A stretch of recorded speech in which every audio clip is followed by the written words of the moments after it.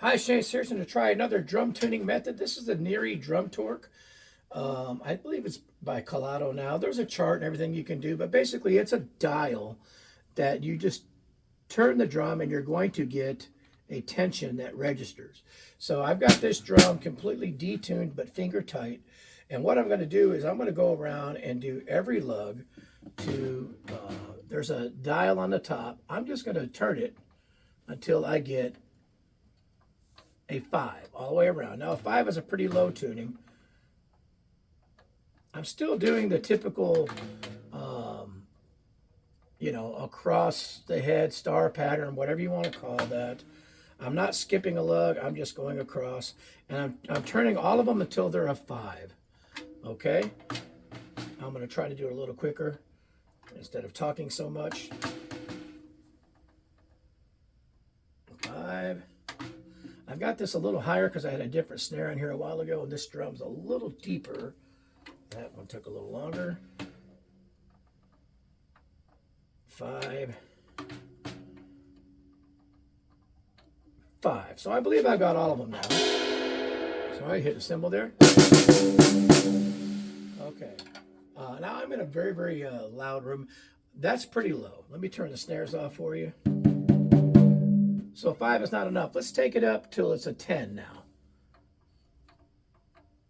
And the idea now, anytime, this is not a brand new drum, it's not brand new heads. But anytime you're using anything that's torque related and it's measuring some kind of a resistance, you've got to make sure that your tension rods are clean, dirt free if possible. Your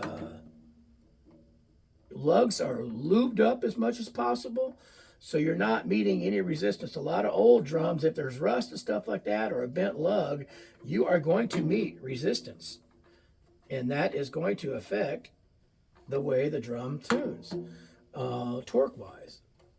So it's going to give you an inaccurate reading if you don't have everything ready to go. Now this drum is like I said, it's definitely already used, but it's also been sitting indoors. It's not like it got any rust or anything on it. So, all right, let's check it now with a 10. Okay, so that brought it up quite a bit. There's no muffling of any kind. This is an X14. So an X14 is a head by Remo that is, instead of like a 10 ply, it's a 14 mil head. That's the best way I can describe it. It's just a thicker version of an ambassador, or almost like a little bit even close to an emperor, but a single ply. My understanding anyway. I may be wrong on that. Let's take it up a little bit more.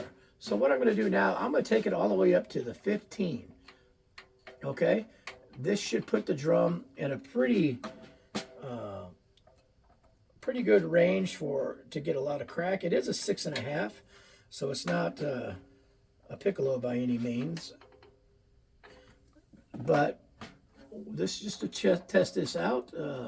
Again, this is the Neary drum torque, and they all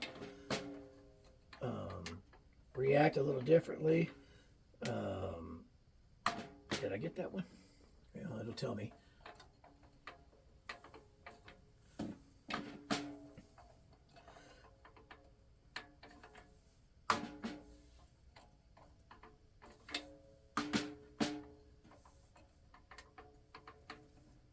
There's an arrow on the dial. I'll try to show you a close-up. That should be all of them. Okay.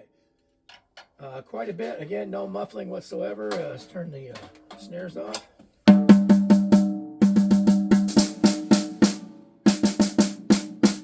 Yeah, I kind of like that. That's pretty good.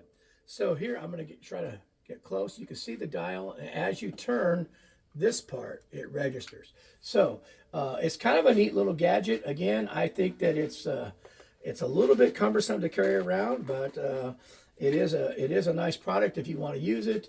Honestly, most of my life I've tuned by ear. I've got a drum dial, I've got the drum torque, I've got a tune bot, I've got another key that has a little ratchet thing in it that tunes. I've tried them all. 99% of the time, I'm going by ear. And some of these ones that are torque, you'll even get evenness or even the drum dial or the whatever, and you'll go around and tap, and they may not be exactly what you, they may not seem exactly right to your ear, but if it helps you out, then it's worth having. So there you go, the Neary drum torque. It works.